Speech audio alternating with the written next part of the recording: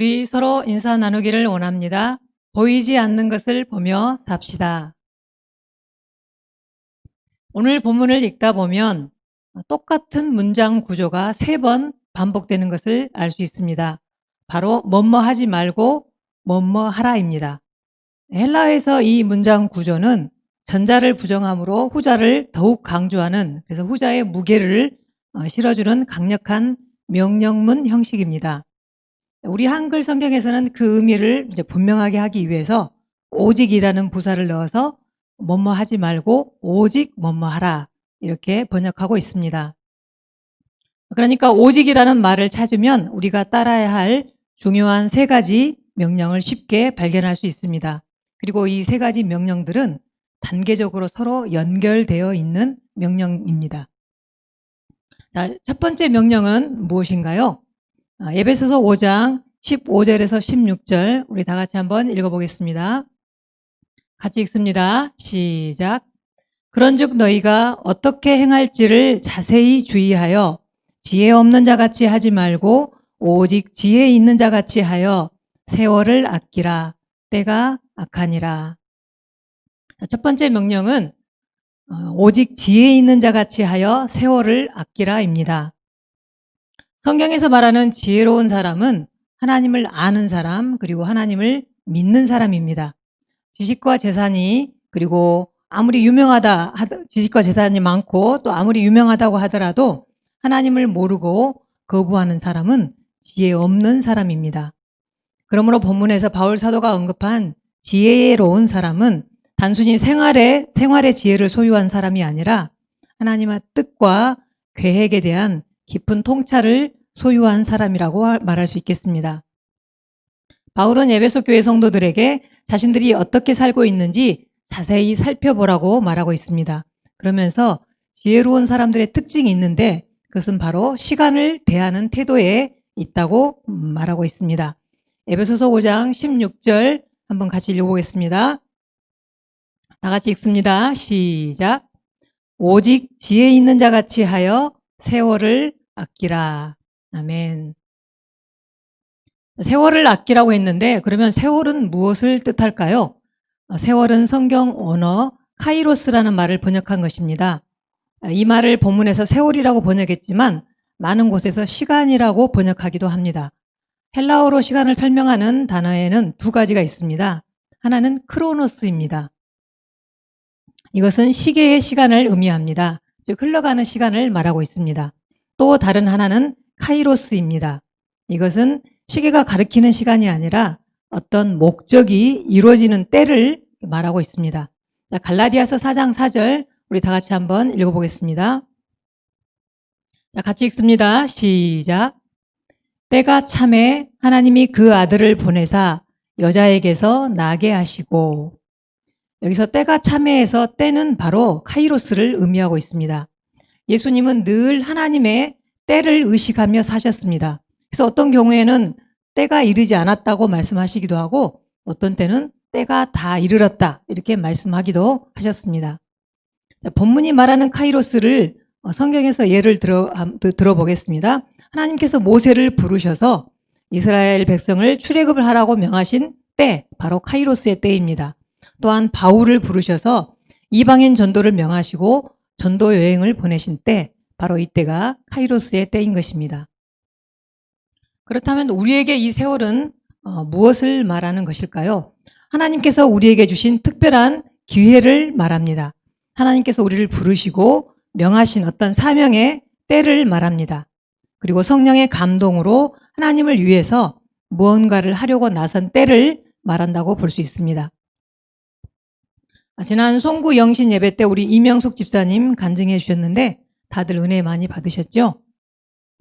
예명교회 첫 예배를 드리고 신앙생활을 했었습니다. 나름 예배와 또 봉사를 빠지지 않았으나 그닥 진전 없는 신앙생활을 반복하던 중 가족들과 함께 큰 교통사고를 당하게 되었습니다. 크게 다쳐서 의식도 없었고 위독한 상태로 있다가 하나님의 은혜로 의식이 돌아오게 되었습니다. 그리고 그 후 여러 번의 수술과 오랜 재활을 거쳐서 집에 돌아왔으나 또 시간이 지나면서 또다시 예전의 모습으로 돌아가는 것에 견딜 수 없었습니다. 그래서 하나님, 저는 더 이상 이렇게 살기 싫습니다. 이렇게 하나님의 긍휼을 구하는 기도를 했었습니다. 그 기도의 응답으로 세겹줄 전도 훈련에 참가하게 되었습니다. 그때로부터 우리 집사님 영혼 구원을 위해 살다 보니 삶의 우선순위가 바뀌게 되었다고 고백했습니다. 시간 쓰는 것도 또 물질 쓰는 것도 그리고 마음이 집중하는 것도 다 바뀌게 되었다는 것입니다. 이것이 우리 집사님에게는 카이로스의 때인 것입니다. 다음으로 이제 악기라는 말의 의미를 한번 살펴보겠습니다. 이 말은 성경 언어 엑사고라저라는 말을 번역한 것인데요. 이 말은 성경 여러 곳에서 몸값을 치르고 되산다라는 뜻으로 사용되어 온 말입니다. 우리 갈라디아서 3장 13절 말씀 우리 한번 다 같이 읽어보겠습니다. 자, 같이 읽습니다. 시작. 그리스도께서 우리를 위하여 저주를 받은 바 되사 율법의 저주에서 우리를 속량하셨으니. 오늘 갈라디아서 3장 13절에서는 엑사고라저를 속량이라고 번역했습니다. 하나님께서 예수 그리스도를 십자가에 달려 죽게 하시고 대신 우리를 죽음에서 구원하신 것을 속량이라고 표현한 것입니다. 그러므로 여러분, 세월을 아낀다는 것은 그 세월을 평범하게 흘러가는 세월로 버려두지 않고 하나님께서 주신 기회에 대가를 지불하고 그 세월을 건져내는 것입니다. 그리고 하나님을 위하여 이웃을 위하여 가치 있는 시간으로 바꾸어 놓는 것을 말합니다. 그래서 세월을 아낀다는 것은 세월을 구원해내는 것이라는 말입니다. 20세기 위대한 성자 가운데 한 사람으로 존경받는 알버트 슈바이처가 있습니다. 이분은 다방면에서 천재성을 발휘하던 사람입니다. 파이프 오르간 연주자로 명성을 얻고 있었고요. 또 신학을 전공했는데 특별히 종말론 분야에서 그 학문적인 업적을 남겼고요. 또 철학을 전공했는데 칸트 철학자로 유명하신 분이었습니다. 연주자요, 교수요, 학자로 바쁜 삶을 살고 있던 어느 날 1905년에 한 선교단체의 보고서를 읽고 충격을 받았습니다. 아프리카에는 의사가 없어서 수많은 사람들이 고통을 받고 있다라는 그런 보고서였던 것입니다. 슈바이처는 그래서 그 후로 이제 의사가 되기 위해서 대학 의학부에 들어가서 공부를 시작했고요. 1913년 의학 박사가 되어서 아프리카로 건너갔습니다. 그 후 아프리카를 섬기면서 그리스도의 사랑을 전했습니다. 사랑하는 성도 여러분, 세월을 아끼라는 말씀은 소위 자기 개발에서 말하는 그런 시간 관리 개념이 아닙니다. 시간을 효율적으로 사용해서 적은 시간에 어떻게 하면 더 많은 일을 할 수 있을지를 고민하라는 그런 말이 아닙니다. 세월을 아끼라는 명령은 올바른 때에 하나님이 원하시는 일을 선택함으로 하나님이 주신 기회를 놓치지 말라는 것입니다. 그리고 그 기회를 통해서 하나님의 뜻이 이루어지도록 하라는 것입니다. 에베소서 5장 16절 말씀 우리 다 같이 한번 읽어보겠습니다. 같이 읽습니다. 시작. 세월을 아끼라 때가 악하니라. 자, 오늘 세월을 아끼라고 말씀하시면서 왜 그래야 한다고 합니까? 때가 악하기 때문이라고 합니다. 인생이 짧기 때문에 시간을 아껴야 한다고 설명하지 않고 때가 악하기 때문에 시간을 아끼라고 말합니다. 이 시대가 악하기 때문에 수동적으로 있으면 그 시간이 엉뚱한 대로 흘러가 버립니다. 죄악된 것으로 흘러버립니다. 낭비되어 버립니다. 시간은 계속 공격을 받고 있습니다. 누군가가 내 시간을 계속 노리고 있다는 것입니다. 아차하면 시간을 도둑맞게 된다는 것입니다.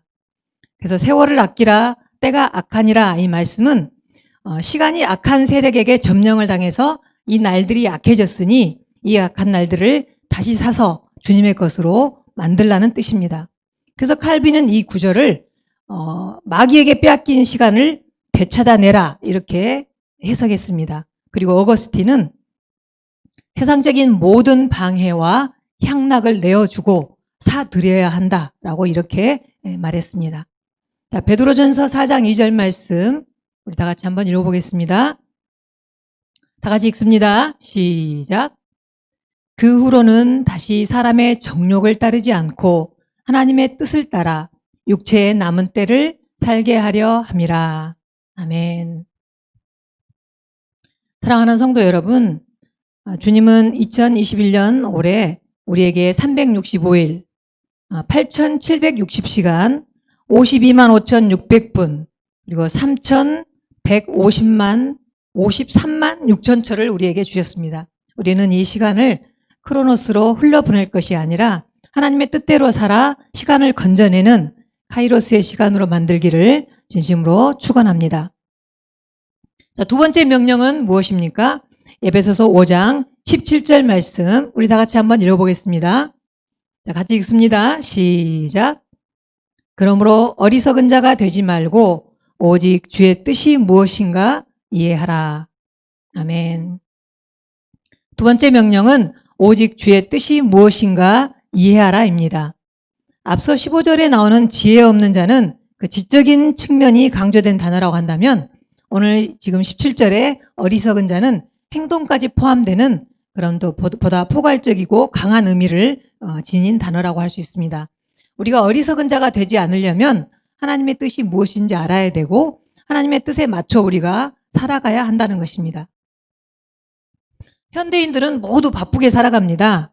그런데 여러분, 마귀의 전략 중 하나가 우리를 바쁘게 하는 것임을 아시나요?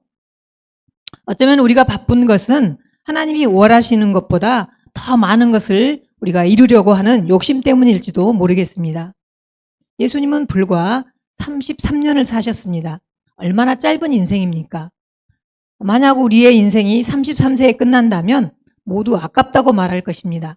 그런데 여러분, 시계 중심의 삶을 살기 때문에 아깝다고 말하는 것입니다.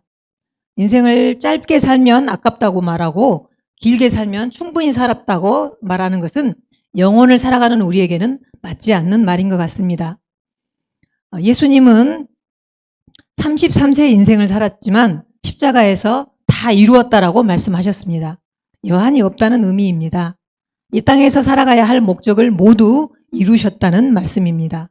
그러므로 우리 인생에서 가장 중요한 것은 하나님의 뜻을 알고 그것에 집중하는 것입니다. 그래서 사도 바울이 우리에게 이렇게 권면합니다. 로마서 12장 2절 말씀 우리 다 같이 한번 읽어보겠습니다. 같이 읽습니다. 시작. 너희는 이 세대를 본받지 말고 오직 마음을 새롭게 함으로 변화를 받아 하나님의 선하시고 기뻐하시고 온전하신 뜻이 무엇인지 분별하도록 하라. 아멘. 그러므로 우리 그리스도인들은 어떤 일을 하기 전에 하나님이 이 일을 기뻐하실까? 하나님의 뜻과 이게 일치하는지 늘 물어봐야 한다는 것입니다. 그리고 매일 시작하면서 오늘 하루 하나님의 뜻이 무엇인지를 늘 묻고 살아야 한다는 것입니다. 그리고 하나님의 뜻을 알았다면 그 어떤 것도 그것보다 앞세워서는 안 된다는 것입니다. 하나님의 뜻에서 벗어나는 일은 그게 바로 교만이고 그게 바로 죄악이라는 것입니다. 베드로는 예수님을 너무나 사랑했습니다. 그리고 모든 것을 버리고 주님을 따랐습니다. 그리고 주님을 위해서라면 목숨까지도 버리겠다라고 고백했습니다. 그러나 예수님이 십자가 지실 것을 말씀하실 때 베드로는 십자가를 지시지 말라고 말했다가 예수님께 책망을 듣게 되었습니다. 자, 마태복음 16장 23절 우리 다 같이 한번 읽어보겠습니다. 같이 읽습니다. 시작. 사탄아, 내 뒤로 물러가라. 너는 나를 넘어지게 하는 자로다. 내가 하나님의 일을 생각하지 아니하고 도리어 사람의 일을 생각하는도다. 오늘 17절 말씀에 주의 뜻이 무엇인가 이해하라라고 말하고 있습니다. 근데 이 이해하라는 단어가 성경 언어에서는요, 함께 더불어라는 말과 보내다라는 말의 합성어입니다. 즉, 함께 시간을 보내야 그 사람을 이해한다는 것입니다. 우리가 누군가를 이해하는 것도 그 사람과 많은 시간을 함께 보내야 이해하게 되잖아요. 내가 30년을 그냥 알고 지낸 사람보다 내가 결혼하여서 1년을 함께 산 사람을 더 우리가 잘 이해해야 하잖아요. 네, 그렇다는 것입니다. 사랑하는 여러분, 우리가 주님의 뜻이 무엇인지 이해하려면 주님과 함께 보내는 시간이 많아야 합니다. 교회를 나온 지 20년, 30년이 되었다 하더라도 나를 향한 하나님의 뜻을 모르고 살 수 있습니다. 하나님 앞에 머물러 있는 시간이 없으면 주님의 뜻을 알 수 없습니다. 그래서 우리가 매일 하나님의 말씀을 읽고 묵상하고 기도하면서 하나님 앞에 머물러 있는 시간이 많이 있어야 하나님의 뜻을 잘 이해하고 알 수 있는 것입니다. 주님과 함께하는 시간을 통해서 주님의 뜻을 이해하는 우리 성도님들 되시기를 주님의 이름으로 축원합니다. 아멘. 자, 세 번째 명령은 무엇입니까? 에베소서 5장 18절 말씀 우리 같이 읽겠습니다. 우리 다 같이 읽습니다. 시작.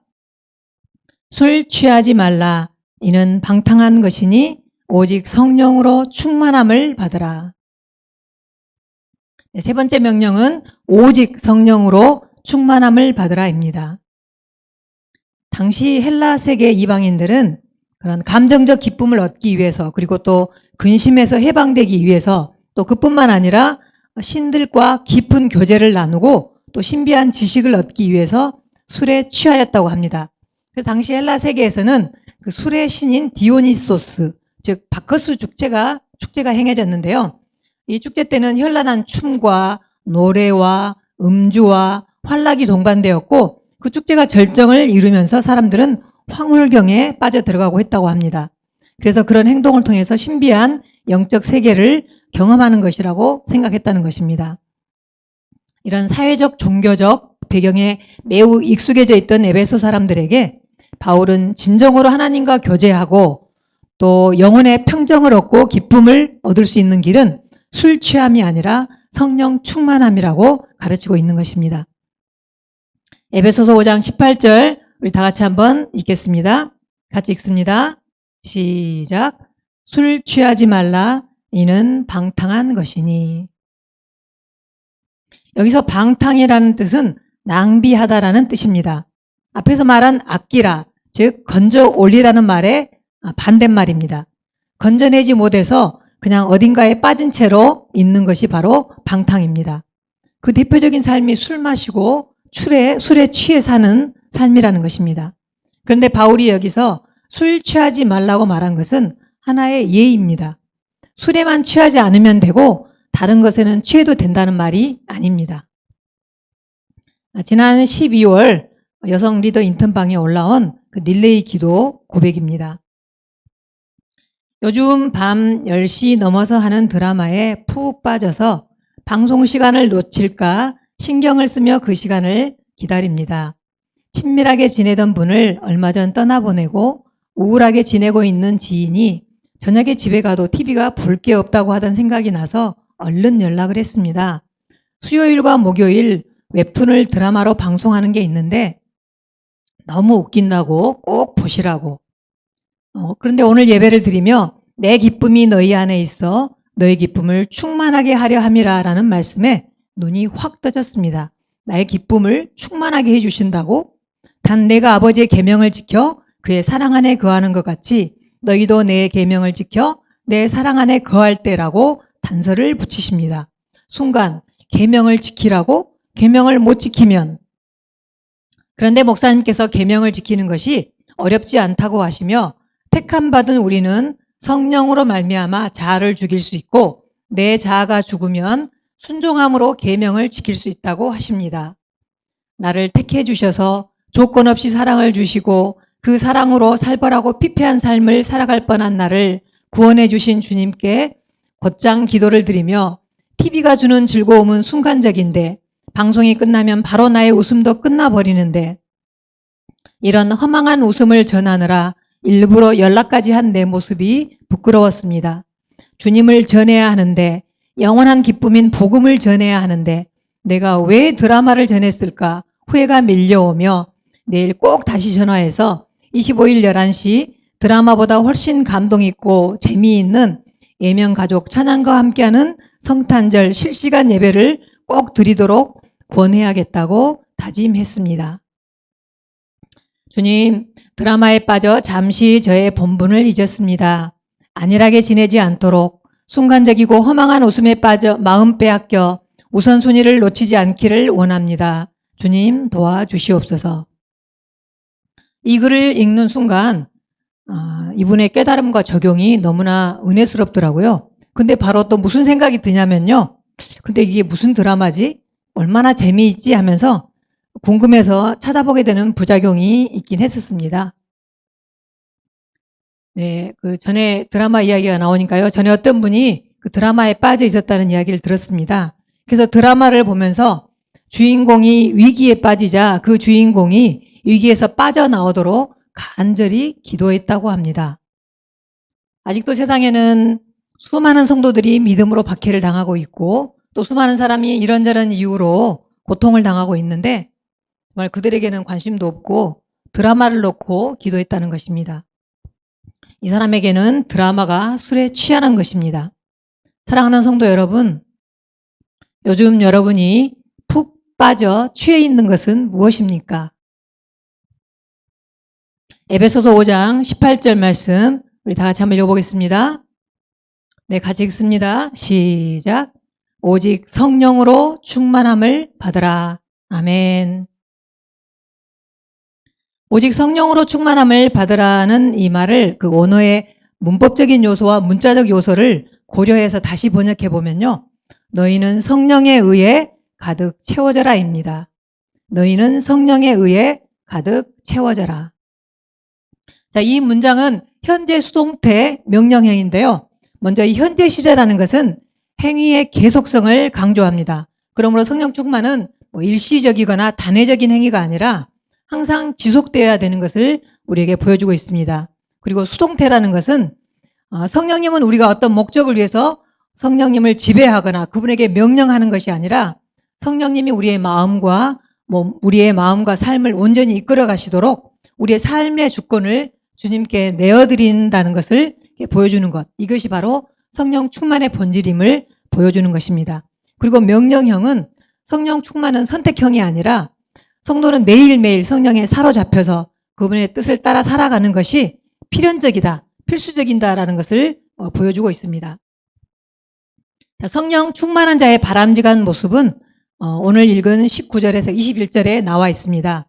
이것은 성령 충만을 유지하는 비결이기도 하고요. 내가 성령 충만한지를 점검하는 그런 모습이기도 합니다. 19절은 찬양하는 삶입니다. 그리고 20절은 감사하는 삶이고요. 21절은 서로 복종하는 삶입니다. 그리고 서로 복종하는 삶은 22절 이후에 또 부부관계, 부모 자녀 관계, 그다음에 주인과 종의 관계를 통해서 더욱 구체적으로 설명되어지고 있습니다. 사랑하는 성도 여러분, 올 한 해 우리 예명교회에 주신 말씀이 보이지 않는 것을 보라입니다. 보이는 크로노스 시간에 흘러 떠내려가지 말고 보이지 않는 카이로스의 시간을 건져내시기 바랍니다. 그러기 위해서는 하나님의 뜻을 이해해야 하는데 성령 충만할 때만이 하나님의 마음과 뜻과 계획과 우리를 위해 준비해 놓으신 영원한 미래를 알 수 있다는 것입니다. 늘 성령에 의해 가득 채워지는 여러분 되기를 진심으로 축원합니다. 아멘. 네, 오늘 말씀을 삶으로 보여준 분이 계십니다. 바로 찰스 스터드입니다. 이분은 주님을 인격적으로 만난 뒤에 부와 명예와 그다음에 전도 유망한 미래를 버리고 중국과 인도와 아프리카 선교사로 살았던 분입니다. 이분이 남긴 오직 한 번뿐인 인생이라는 시를 읽어보면 그분의 삶을 한눈에 알 수 있습니다. 조금 길지만 우리 모두 다 같이 한번 읽어보기로 하겠습니다. 자, 저랑 같이 읽겠습니다. 어느 날 2줄짜리 금언을 나 들었네. 종종 걸음치며 삶의 길을 가던 날 내 가슴에 확신을 심어준 그 말. 영영 내 마음을 떠나지 않네. 오직 한 번뿐인 인생 속히 지나가리라. 오직 그리스도를 위해 한 일만이 영원하리라. 단 한 번뿐인 인생, 흐르는 그 시간도 머지않아 멈추겠지. 이내 주님 만날 그날이 오고 나는 그분의 심판의 보좌 앞에 서겠지. 오직 한 번뿐인 인생 속히 지나가리라.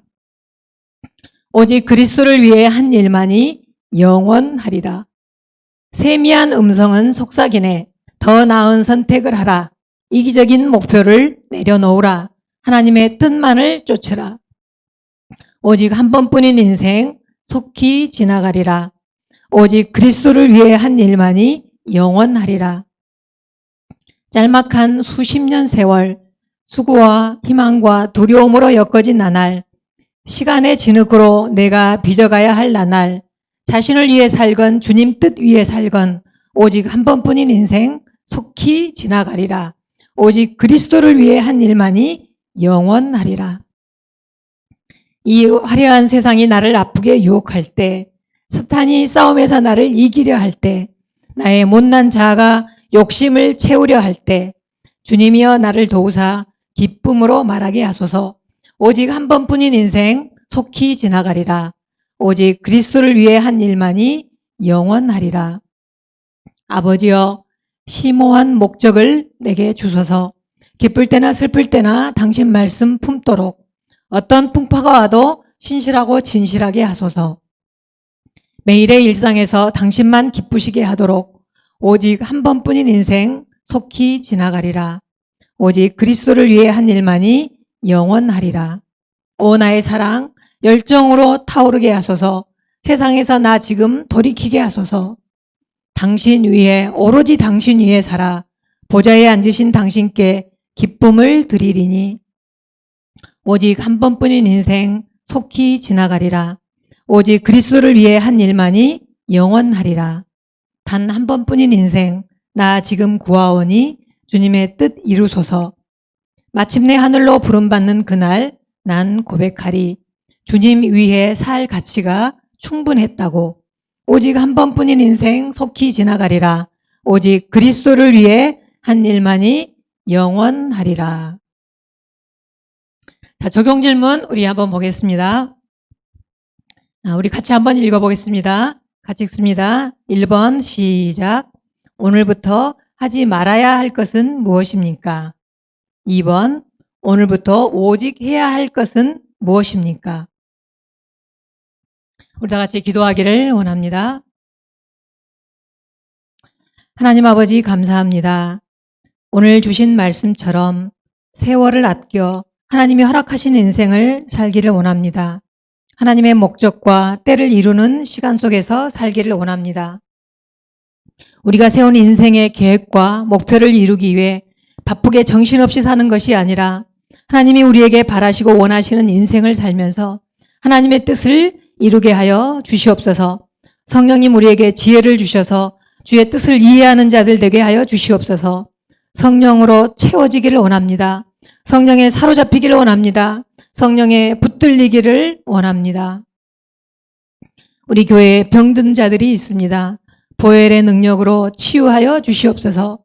경제적으로 힘든 자들이 있습니다. 통성함으로 회복시켜 주시옵소서. 연약한 자, 방황하는 자들이 있습니다. 주님의 사랑으로 함께하여 주시옵소서. 주여 우리를 불쌍히 여겨 주시옵소서. 주여 우리를 긍휼히 여겨 주시옵소서. 오늘 이 시간 우리에게 새 은혜를 부어 주시옵소서.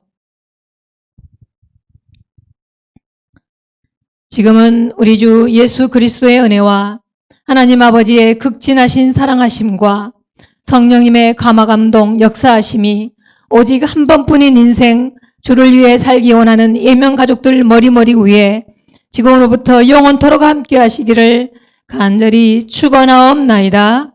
아멘.